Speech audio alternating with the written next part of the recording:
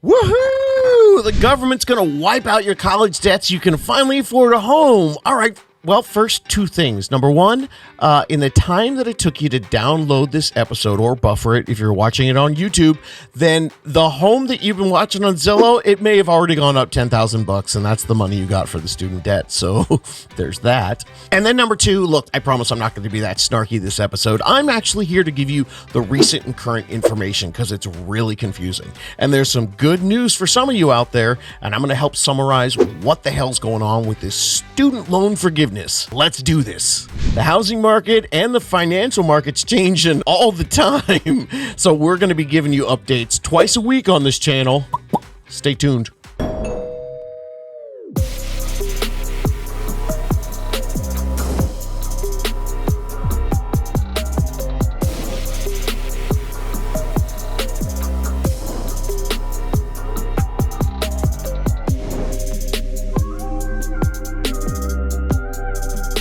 Hello, and what's happening? My How to Buy a Homie's looking for a handout. Who wants free money? Free money so you can finally afford to buy a house. What's up, gang? It's David Sidoni, and I'm your first-time home buyer champion, your king, your all-around numbers nerd, here to help you break down the facts and figures of this whole student loan thing. Now, here's one of my favorite facts and figures to start. Did you know that the amount of the student loan debt in America has grown to roughly the size of the economy of Brazil or Australia? And those are not little places. It's bazonkers. Since 1980, the total cost of both four-year public schools as well as four-year private colleges, it's nearly tripled. And that even accounts when you're putting inflation into the equation. So there's been a lot of talk about this whole student loan forgiveness, and now it's actually here. So what's going on? Well, there's so much information. This is going to be a two-part episode. This first episode is going to help actually explain who is eligible,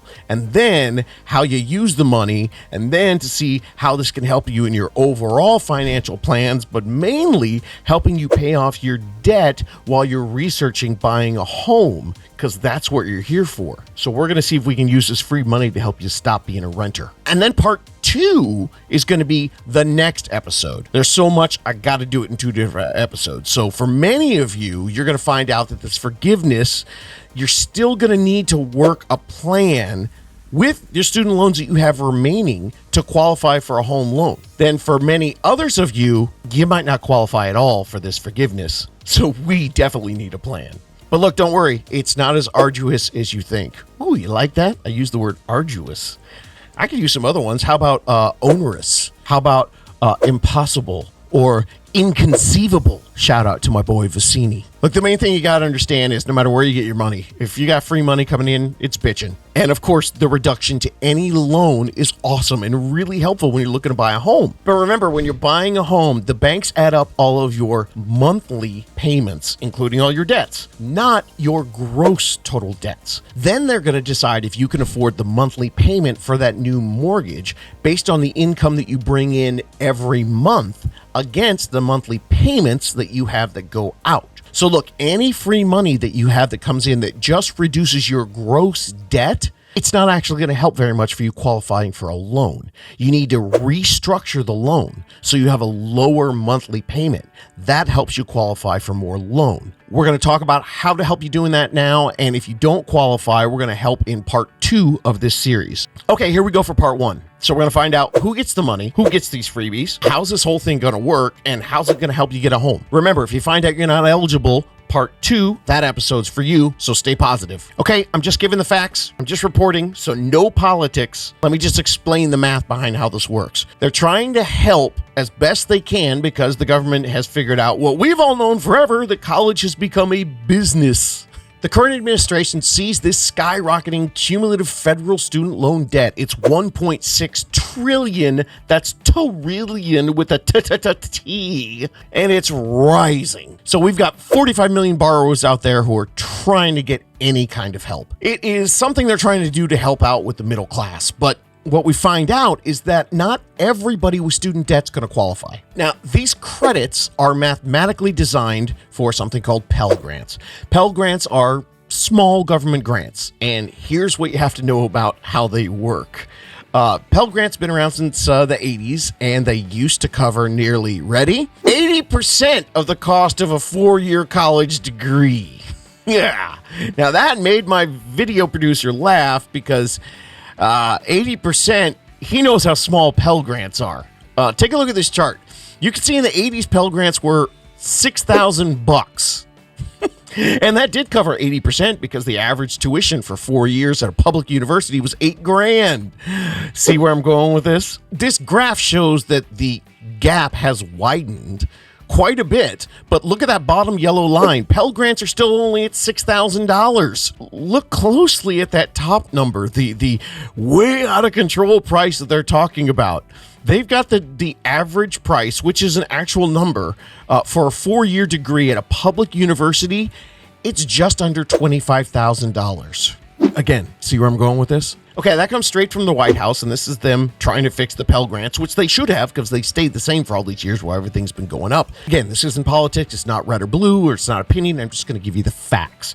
You can work with the system then and see where you are on this socioeconomic ladder. And then you'll be able to look at the numbers and see what you got to take advantage. Now, the second crucial number is determined on the job that you get with the education that you got. And then we're going to figure out what's your income and who is going to get this forgiveness from the government. So first, let me get this out of the way. If you're still a dependent and you're still like on your parental dependency, if you're listed as that, then that's going to be based on your parents' income, not yours. For the rest of you who are out of school and got super excited when the White House announced this, look at this chart from the White House. Remember, this all came from the Pell Grants, but this chart shows you where the relief for the borrowers is going. 87% of that relief is going to people who make less than $75,000 a year. Nearly 8 million people, because this just came out this week, they're saying 8 million people are going to be eligible for this. But if you heard those numbers, it might be a gut punch to you when you saw where this debt forgiveness came from, and that originally from those old Pell Grant numbers and based on the income qualifications that are out there. The two huge numbers this whole free money is based on. Number one, it's based on them trying to help people whose college only cost them $25,000. That anybody out there? And that's for every year, not for like one semester. And then number two, your income that you make as a college graduate, if it's more than $75,000, you're not one of the people they're really targeting. So according to the info, individuals who are single and earn under $125,000, you're going to qualify for $10,000. If you're married and you file your taxes jointly and your income's under $250,000, then you qualify. But this chart direct from the White House, it revealed that only 13% of the people that are going to get this cancellation dollars they've got, only 13% of the people making $75,000 to $125,000 as an individual, only 13% of you are going to get some of that money. 87% of that is going to go to people making $75,000 or less. Okay, so if you qualify, the good news is that this debt relief will not be treated as taxable income. That's awesome. It also is supposedly going to put an extended pause on the pause we've already had on student loans. Right now, they're saying that there's going to be a pause until January of 2023. So that's good news for everybody till the end of the year. Now, if you do qualify, the bad news is you have to navigate the jacked up federal loan servicing system and keep a close eye on your accounts and your credit report and anything else that the government could screw up for you. Now, as I said, I'm getting this to you guys as quickly as I can right off of the news, pulled this right from the internet. So there's a ton more stuff that they're trying to figure out. And, you know, they're going to be working on making it more manageable and fixing current loan repayment systems, but all that's in the works and it's probably subject to change several times. So let's take a look at who this forgiveness program is targeting. Now, according to the White House, take a look at this one. Some of the stuff they're trying to do to help simplify the loan repayment programs for people, and none of this stuff has worked out yet, but they'd like it to look a little something like this. A typical single construction worker making $38,000 a year with a construction management credential, they're only going to pay $31 a month in the new proposed program compared to the $147 they pay now under the new most recent income-driven repayment plans. So those plans that they make for you based on your income that supposedly give you the payment that's supposed to work out best for you. The plan they've got right now is $147. Under the new plan, they're only going to pay $31, so that's savings of nearly $1,400. Second part of the chart there talks about a public school teacher with an undergraduate degree making that average $44,000 a year. Instead of paying $197, they're going to pay $56. That's a savings of $1,700. And for your typical nurse making $77,000, who's married with 2 kids, instead of paying $295, they're only going to pay $61. That's an annual savings of $2,800. So that's pretty significant. So if you're graduated, everyone's pretty stoked trying to figure out how to get this extra $10,000 or $20,000 for 2 of you. But remember, that's going to be subject to those income maximums. As far as the repayments that they're talking about for the construction worker and the nurse and the teacher, we're waiting to see how that stuff all gets lined up, but hopefully that'll work out for you too. So for today, the one thing that we've got a good handle on, I'm going to give you all the current details on this program, which again is designed for individuals who make $125,000 or less, couples that make $250,000 or less. But bear in mind, 87% of this cancellation forgiveness money, it's already earmarked for the individuals that make $75,000 or less and couples who make less than $150,000. So for the rest of you who are out of school and adulting like a boss, part 2 of this series is going to be in the next episode. And that's going to help you so you can figure out what you can do to manage this debt and still be able to buy a home. I did take my time and I read through the entire White House government page. Oh my God, I'm tired just thinking about it. So what I did was I researched a whole bunch of other places, and one of the best places I found for frequently asked questions was a New York Times article on this.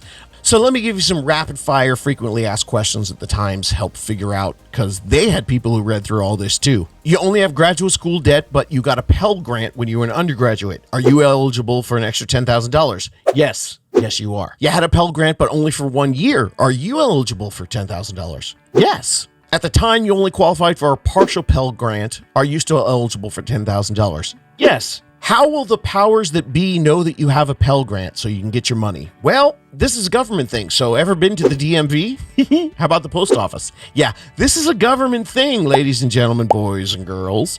Supposedly, they're already working on improving the online accounts to make your Pell history clearer. So who qualifies for this as far as your type of debt? This is for federal student loan debt. Private loans, they're not eligible for this. That's a federal family education loan. If you're on one of those loans and it was eligible to be on pause during this pause time, then you are eligible for this forgiveness. There you go. I don't know what those are, but you do.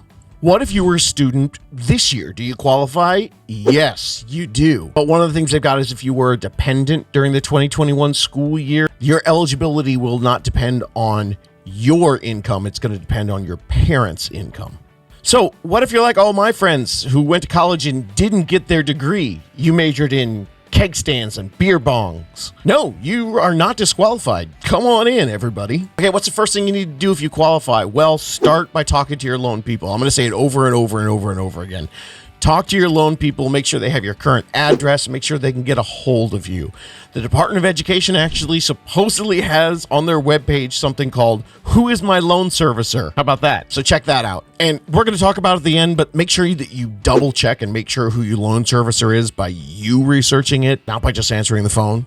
We'll get to more on that later. Okay, how's this happen? Does it happen automatically? Well, it kind of depends. If you're already enrolled in some kind of income-driven program, then they probably have all your information. But, like I said, as of now, we're at the end of August. They said 8 million people may become eligible for this automatic relief. So I definitely would check with your loan servicer and your loan provider and see if you're on the list. Okay, here's the big one for buying a home. If you're eligible for this and you've got more than $10,000 in debt, how is this going to be brought to your loan? Is it going to affect your monthly payment? Well, supposedly your payments are going to be recalculated. The specifics haven't been released yet, but there's a couple different educated guesses that people are doing. The main thing is make sure it's just not taken in and brought against your gross. If you're already in one of those income-driven programs, a lot of times what they're doing with their payments is based on your discretionary income and your household size. Discretionary income is usually understood as the income that's left over after you pay for the basic needs like food and rent. So in this world of student loans, you need to find out how are they figuring out what your payment is, and with this $10,000 that come in, if they just put it against your gross, is that going to reduce your monthly payment? That is extremely important if you're excited about this money coming in and hoping it improves your chances for getting a home loan. So whatever you do, make sure that you talk to them and figure out, is this going to be going towards your principal and reducing your payment? As far as when you can sign up for all this, not released yet. They're just super excited to do the press release. So they got that out there. What about the people who are asking if they qualify even though their loans were in default? Yes, defaulted borrowers, if you were eligible for the payment freeze that happened and you got that pause, you should be eligible for this program as well. And then we get to the two big questions people want to know about. Okay, is this going to be here forever? And is this going to keep happening? Well, as far as this getting reversed, hey, I don't know. It's a crazy world. Any elected official who would try to sue and change this law, they run the risk of infuriating their constituents by adding, $10,000 back on their loan. But who knows? If there are a bunch of constituents that find debt cancellation offensive, then if enough of those people can figure out how to get their voting together and change the laws, it could change anytime. Welcome to the legal system. So for those of you wondering if this is going to be a regular thing, the first of many, the only thing I can tell you is, again, I have no dog in this fight, no politics. All I can tell you is I sat back and watched it, and this problem has been going on for years. We have watched colleges inflate their tuition but you know what? I bet the people who run the colleges are the same people who are the landlords. If you go back to the 80s, their graphs are almost the same thing. It's been ridiculous, and no one has stopped the landlords from doing it, and no one has really gotten in and stopped because the colleges are private businesses, many of them. Therefore, what they have done is been unable to reduce the crazy skyrocketing tuitions. Therefore, I wouldn't count on this happening again. First thing you need to do to find out if you qualify is check with your provider. If they're looking for any kind of proof, make sure you have all your tax returns ready. Remember, I'm giving you the information as best I can, but you should check with the education department, your loan provider, because this is the very, very basic information on college debt relief. And I am definitely not certified, licensed, or even partially qualified as a government employee in any way. I got no actual knowledge. I'm just your personal super geek with a microphone. I read the White House statement. I read a whole bunch of articles from trusted sources, and then I regurgitated it all to you. So hopefully this was more palatable than you trying to read all that stuff, something that you could listen to while you're doing your chores or watch on YouTube while you're trying to fall asleep. Made you fall asleep, didn't it? Good night! Well, I mentioned a little bit earlier, but I do want to make sure that you understand, be aware of scams. People are always trying to take advantage when these big programs pop out like this. The more freebies that happen, the more scams that happen. According to CNBC, in 2021, 29.8 billion, almost 30 billion in phone scams happened. I mean, from the PPP to the COVID relief to the IRS scams that are going on. My parents actually got caught on that one 2 years in a row. So be careful. Take care of yourself. Don't believe the scammers. Check with your provider first. Check with the Department of Education. And the last thing, if you're really trying to make sure that you're not getting a scam happening, most of the time you can go back and check with your school and they'll give you the detailed information because, they want to get their money. All right, you're still there watching on YouTube or probably already in REM right now, having weird dreams about some guy talking to you about. So those of you who listened to my rambling and did the research on your own, you figure out that you qualify. I say again, the main thing that you understand is no matter what, any kind of debt reduction is great. But when you're buying a home, the banks are going to be adding everything up and looking at your monthly payments, not your gross total debt. Then they're going to decide if you can afford the monthly payment for a mortgage based on the income that you bring in every month against the debts that you pay out every month. So any free money that you get, if it's from the government or from your uncle or wherever it comes from, if it's just reducing your gross debt, that's actually not going to help you when you're qualifying for a home. So the big important part that I hope you take away from this episode is that restructuring your loan payment, that's going to help you qualify for more of a home, which hopefully you're going to be able to do with some of the information you got here today or with some of the tips we're going to give in part 2 of this episode. Make sure you listen to part 2. I'll give you all those tips, and hopefully we'll get you in a position to lower your monthly payments and help you get in a position to buy your home faster. Help me out, gang. Share this podcast with other people you know suffering from student debt, and don't let the emotions of debt or the old school thinking out there or any of your negative mentality, don't let any of those things keep you from starting right now.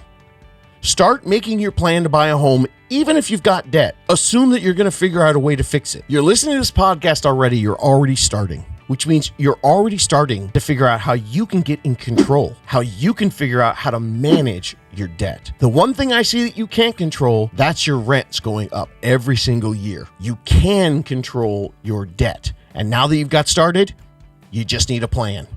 And there are going to be more plans coming for you in part 2 of this episode. Keep planning, keep working. You can do this.